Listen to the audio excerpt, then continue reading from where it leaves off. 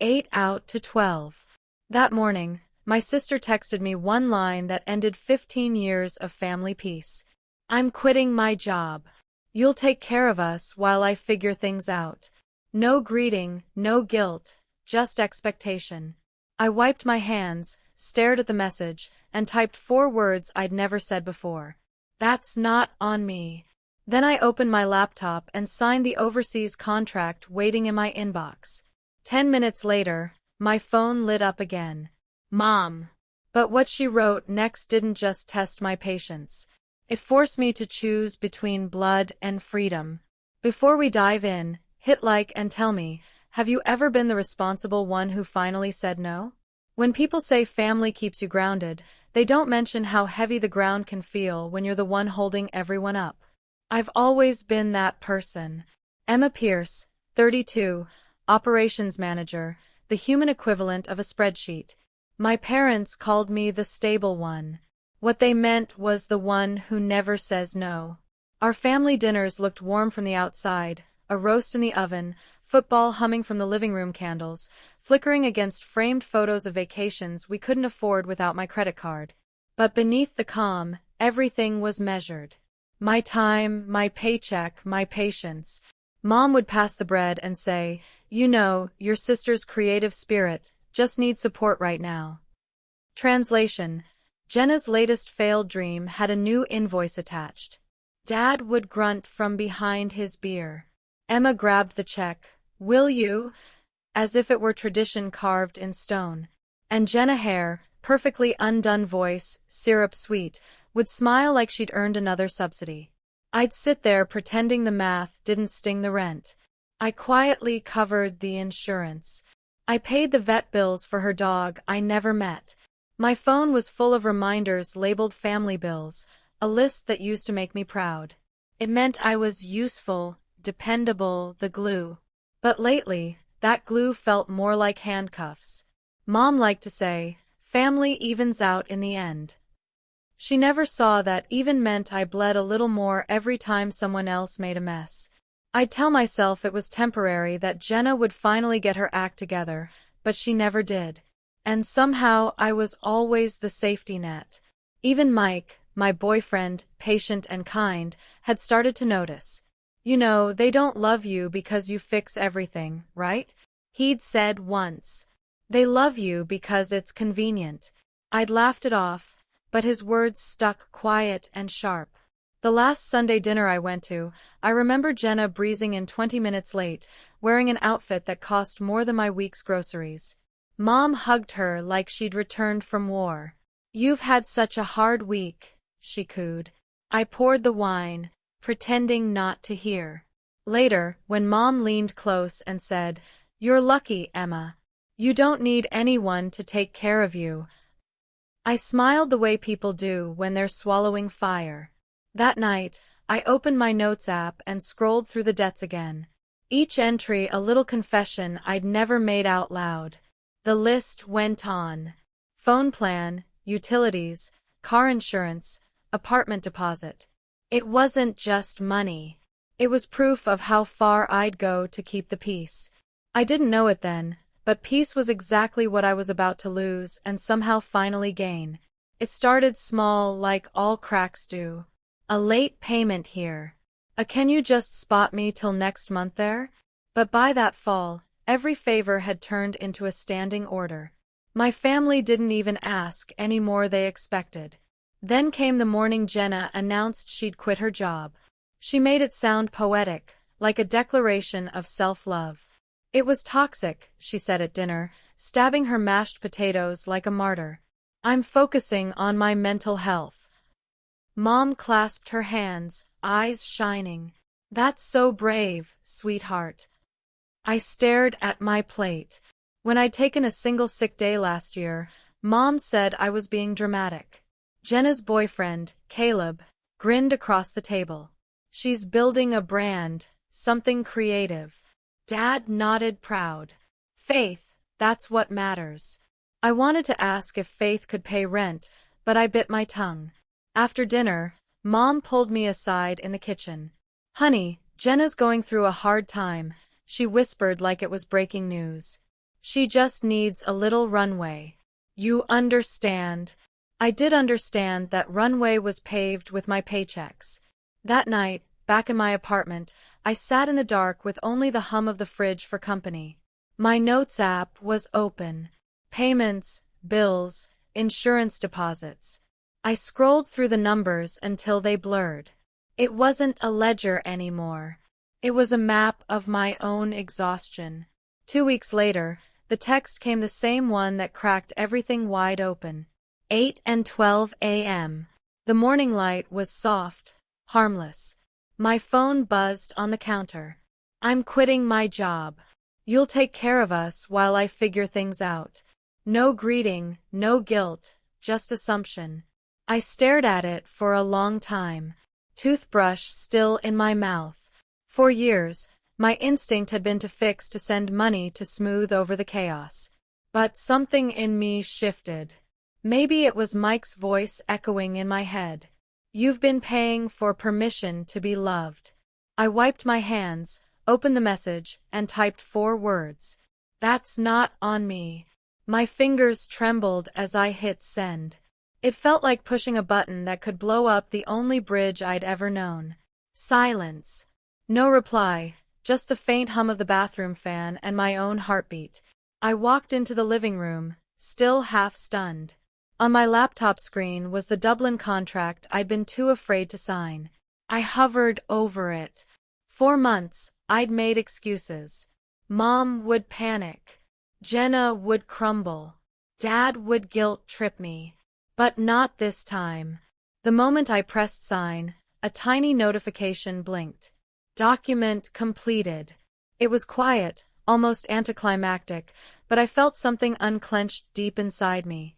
10 minutes later, my phone lit up again. Mom. I didn't open it right away. I just stared at her name glowing against the screen. And I swear the air shifted. Whatever came next, I already knew it wouldn't be love. It would be the price tag for saying no. Mom's text came exactly 10 minutes later, like clockwork. If you won't help your sister, don't come to Thanksgiving. I stared at it until the screen dimmed. 4 years, those words would have crushed me. Not because I cared about the turkey or the small talk, but because exclusion meant guilt, and guilt was how they kept me in orbit. But this time, I laughed softly, almost in disbelief. That's supposed to scare me, I whispered to no one. But it feels like freedom. I sat down at my desk, opened my laptop, and looked at the contract confirmation still glowing from earlier Dublin. Housing included. Start date. Monday. It felt like a life I'd only daydreamed about now, quietly waiting for me to choose it. For the first time, I realized my family didn't just drain my bank account. They drained my ability to imagine life without them. That was about to change. I opened another tab, my online banking. My pulse quickened, not from fear, but focus. One by one, I scrolled through the recurring payments I carried for years. The family phone plan, Jenna's car insurance, utilities tied to my parents' house. Cancel, remove, deactivate. Each click was small but seismic. I half expected lightning to strike or Mom to burst through the door. Instead, there was only silence, clean, almost peaceful. My phone buzzed again. A voicemail from Aunt Rose. This time, sweetheart, family gives and receives. Maybe you can give a little more this season. God will bless you back tenfold. Delete. Mike called later that night. His voice was warm, steady. You did it, didn't you? I think so, I said. I finally said no. You didn't say no. He corrected gently. You said yes to yourself. That line stuck. After we hung up, I started a new document labeled Exit Plan. I typed it in bold. Underneath, I listed every step like instructions for survival. Remove my name from their phone plan. Unlink Jenna's car insurance. Cancel utilities at the parents' house. Freeze shared credit lines. Transfer savings to a new account. Each line tightened a knot I hadn't realized was still loose. When I finished, I sat back and exhaled. For the first time in years, my life didn't look like a to-do list written for someone else. Still, the old habits tugged at me. I kept checking my phone, expecting Mom to call, expecting an apology that never came. By midnight, 23 unread messages blinked on my screen. None of them said, "I'm proud of you." Most said some version of, "You'll regret this." Maybe I would, but regret at least would finally belong to me. As I shut my laptop, the Dublin contract notification blinked again, a reminder. Flight confirmed. 5 days, I whispered it out loud, testing the sound. 5 days till freedom. Mom didn't wait long to escalate. By the next morning, my phone was a war zone. Group texts, missed calls, guilt dripping from every message. Mom, family meeting tonight. Dad, we expect you here at 7. Jenna, don't make this harder than it already is. It was astonishing how fast they could turn. Please help into how dare you. I stared at the screen for a long time before typing the simplest answer of my life. I won't be there. Almost instantly, the typing bubbles appeared. Mom, you will. Jenna, you're unbelievable. Dad, watch your tone. I silenced the chat and turned my phone face down. The quiet felt holy. At 6:52 p.m., the doorbell rang anyway. When I checked the peephole, Dad stood there still in his work shirt, jaw tight. Open the door, Emma. No, don't play games. I'm not. He muttered something under his breath about disrespect, but I didn't move. Finally, the footsteps faded down the hall. I locked the deadbolt twice, leaned against the door, and let out a shaky breath. They weren't coming to talk. They were coming to win. The next day, Mom tried a softer weapon, a voicemail. Her tone sugar-coated and trembling. Sweetheart, Jenna is trying her best. She needs a little support just this once. Think about what family means. I deleted it halfway through. By evening, I got a FaceTime call. The family conference. I almost didn't answer, but part of me wanted to see their faces. Wanted to finally stop pretending. When the screen lit up, all three were there. Mom in the kitchen, Dad at the head of the table, Jenna beside her with swollen eyes and perfect lighting. Caleb hovered in the background, pretending to fix something on his phone. Emma, Mom started softly. Can we please talk like adults? I thought that's what I've been doing, I said. Jenna jumped in. You embarrassed us. You made me look like a beggar. I didn't make you anything, I replied. You sent a demand and I declined. Her lips trembled. You don't believe in me. You never have.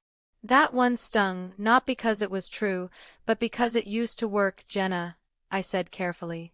Belief isn't a bank loan. Caleb chuckled low and condescending. She's so uptight. No wonder you're single half the year. My voice didn't rise. Caleb, do you even hear yourself? He smirked. Just a joke. Mom cut in sharply. Enough, Emma. Your sister's business could change her life. She just needs someone responsible on paper. Dad leaned forward, hands clasped. It's not even risky. It's a small loan, 150 tops. You'll co-sign. That's all. That's all. I repeated, letting the words sink in. You're asking me to guarantee a $150,000 loan for someone who quit her job last week. Mom's voice hardened. Don't be dramatic. We raised you better than this. I felt something snap. Not anger, just clarity. You didn't raise me to say yes. You raised me to survive saying no. The silence that followed was thick enough to touch. Dad's face flushed. Watch your tone. I said evenly. It's calm. Mom's eyes narrowed. So that's it. You're walking away from your family. I'm walking away from being your financial plan. Jenna started crying, mascara pulling at the corners of her eyes. You're punishing me for being different. I'm setting boundaries, I said. There's a difference. Mom slammed her hand on the table. You'll regret this, Emma. I nodded once, maybe, but I'll regret it on my own dime. I ended the call. Seconds later, the group chat exploded. Paragraphs from Mom, threats from Dad, emojis from Aunt Rose. One message from Jenna. You destroyed this family. I didn't reply. I turned off notifications, opened my exit plan, and started checking boxes. Removed from phone plan, unlin insurance, canceled utilities, closed shared credit line. Each completed task felt cleaner than the last. By midnight, 43 missed calls blinked on the screen. None from Mike, he knew. When the phone rang again, I finally picked up. Hey, he said quietly. You sound lighter. I think I'm just done, I said. Then do something about it. Not for revenge, for peace. That line hit deeper than I expected.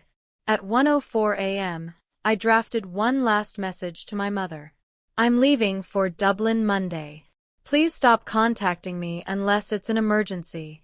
I hovered over send, hand trembling. Then I pressed it. The next morning, the retaliation came fast. Posts on Facebook about ungrateful children. Aunt Rose's chain messages about forgiveness. Jenna's cryptic story. Sometimes the ones you love hold you back. They wanted me to feel shame. Instead, I felt still. When Monday came, I zipped up my suitcase. The air in my apartment was cold clean. Every bill in my name, every key in my hand. For the first time in years, the absence of noise felt like a blessing. Days turned into weeks. I got promoted early, led my first project, made friends who didn't need rescuing. One afternoon, I scrolled through old notes, the payments bills, utilities list I'd once treated like scripture. At the bottom, I added one final line. Debt cleared emotionally and otherwise. A month later, Mom left a voicemail. Her tone was softer this time. We're fine, sweetheart. Jenna found part-time work. Your dad says hi. I didn't call back, but I smiled anyway. Distance was doing what love never could. It made things kinder. Sometimes I'd stand by the window watching the canal lights ripple. The old Emma would have felt guilty for feeling okay. The new one just whispered, I earned this. Sunday morning, sunlight spilled across the kitchen table, catching the steam from my coffee. No buzzing phone, no new demands, just quiet. I thought about that first text, the one that ended 15 years of family peace. You'll take care of us. Maybe once I would have, but not anymore. I used to mistake being needed for being loved. Now I know real love doesn't drain you, it steadies you. I looked out over the Dublin skyline, smiling to myself. Peace didn't come with fireworks, it came with silence. If you've ever chosen peace over guilt, share your story below. You're not alone.